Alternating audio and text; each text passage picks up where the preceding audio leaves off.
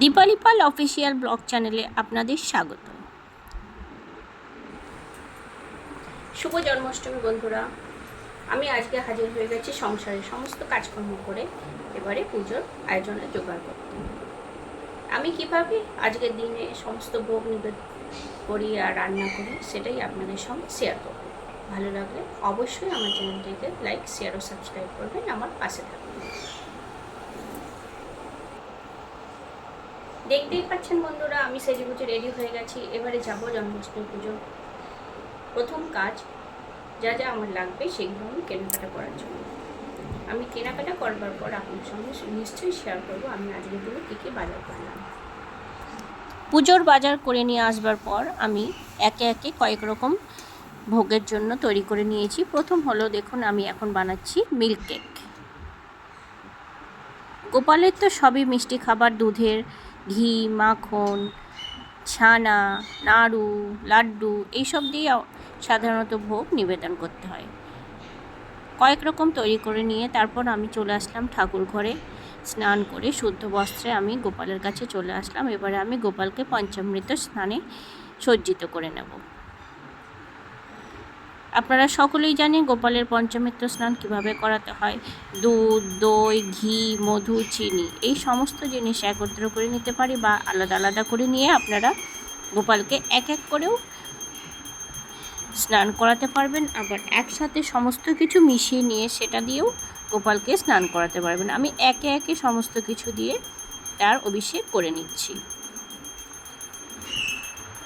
জন্মাষ্টমীর দিন আপনারা অবশ্যই গোপালের অভিষেক করাবেন, সেটা আপনাদের পরিবারের জন্য বা সকলের জন্য খুব ভালো হবে। এইভাবে আমিও গোপালকে অভিষেক করিয়ে তারপর ভালো করে পরিষ্কার করে নিয়ে তাকে তার নতুন বস্ত্র পরিয়ে তার জায়গা মতো বসিয়ে দিয়েছি। আমার যেহেতু বাড়িতে দুটো গোপাল, একটা গোপালকে আমি দোলনাতে দিয়েছি আর একটাকে এমনি বসিয়েছি। তারপর তাকে অল্প কিছু সেবা দিয়ে আমি দুপুরের আয়োজনটা শেষ করলাম। তারপর আবার ফিরে আসলাম রান্নাঘরে। আমি একে একে আরও ভোগের জন্য সমস্ত কিছু তৈরি করব। তারপর একে একে আমি কলার বড়া, তালের বড়া, তালের মালপোয়া এই সমস্ত তৈরি করে নিলাম আর ভেজেও নিলাম। তারপর তৈরি করে নিচ্ছি ক্ষীরের লুচি। গোপালের অনেক সমস্ত প্রিয় ভোগ ক্ষীরের লুচি। এই ভোগ আপনারা অবশ্যই ঘরে তৈরি করবেন আর গোপালকে নিবেদন করবেন। এইভাবেই আমি সমস্ত যা যা আয়োজন করতে পেরেছি মোটামুটি সব কিছু আমি আয়োজন করে নিয়েছি। আপনারা দেখে নিচ্ছেন, দেখে নিন অবশ্যই। আমি সব কিছুর নাম আপনাদের সঙ্গে শেয়ার করতে পারলাম না, যেহেতু অনেকটাই দেরি হয়ে গেছে। আমাকে আবার পুজোয় বসতে হবে, যেহেতু আমি নিজেই পুজো করি। আমার গোপাল সোনার পুজো আমি নিজে একাই করি। কোনো ব্রাহ্মণ পুরোহিত দিয়ে আমি এই পুজো করে থাকি না। সবসময় আমি এই পুজো একাই করেছি, একাই করি। এইভাবে সমস্ত কিছু তৈরি করে নিয়ে থালা রেডি করে যেভাবে আমি সাজাতে পারি সেইভাবে আমি সাজিয়ে আমি গোপালকে প্রসাদ আর ফুল সমস্ত কিছু নিবেদন করি। আমার এই ছোট সাধারণ এই পুজোর সমস্ত কিছু আয়োজন আপনাদের পছন্দ হলে অবশ্যই চ্যানেলটিকে লাইক, কমেন্ট ও শেয়ার করবেন, অবশ্যই সাবস্ক্রাইব করবেন। আর বাড়িতে আপনারাও এইভাবে অনেকেই হয়তো জন্মাষ্টমীর পুজো করেছেন, আমারটাও আপনারা দেখুন, ভালো লাগলে অবশ্যই কমেন্টে জানাবেন। আর বিশেষ কিছু আমি বলতে পারলাম না। এভাবে আমি এখন সমস্ত কিছু সাজিয়ে নিয়েছি। এক এক করে এক একটা জিনিস আমি এক একটা পাত্রে সাজিয়ে নিয়েছি আর লোকনাথকে আলাদা একটা পাত্রে সমস্ত কিছু একসাথে দিয়ে ভোগ নিবেদন করেছি। তার উপরে অবশ্যই তুলসী পাতা দিয়েছি, দিয়ে ভোগটা নিবেদন করেছি। এবারে আমি আরতি করে গোপালের পুজোটা করে নেব। তার জন্য আমি পঞ্চপ্রদীপ জ্বালিয়ে নিচ্ছি।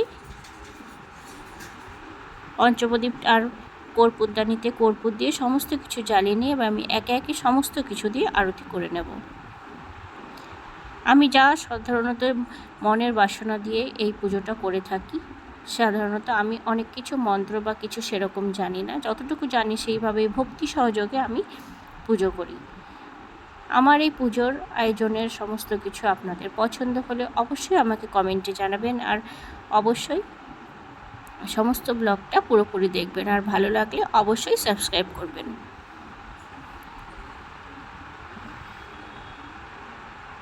এখন বাজে প্রায় রাত 9টা। আমার পুজোর আয়োজন করতে করতে প্রায় রাত 9টা হয়ে গেছিলো, তারপরেই আমি পুজো করতে পেরেছি। কিন্তু আমি রাত 12টায় তাই বলে পুজো করিনি, আমি রাত 9টার সময় পুজোটা আমি কমপ্লিট করেছি।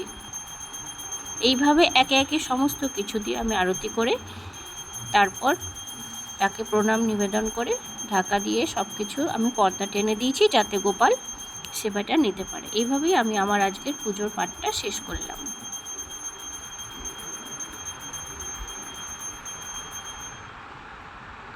তারপর পরের দিন সকাল হয়ে গেল, সমস্ত কিছু আবার আয়োজন করে নিয়েছি। আজকে নন্দোৎসব আর লোকনাথ বাবার জন্মতিথি। এই সমস্ত কিছু পুজোর আয়োজন আমি করে নিয়েছি, কিন্তু আপনাদের সঙ্গে শেয়ার করতে পারিনি। পরপর দুটো অনুষ্ঠান তো, সেই জন্য আমি শেয়ার করে উঠতে পারলাম না, যেহেতু আমি নতুন ব্লগ চ্যানেল খুলেছি আর আপনাদের সঙ্গে সহযোগে ব্লগটা চালাচ্ছি। কিন্তু সেভাবে আমি ভালোভাবে আমার ক্যামেরা বা কিছু সেইভাবে করার কেউ নেই।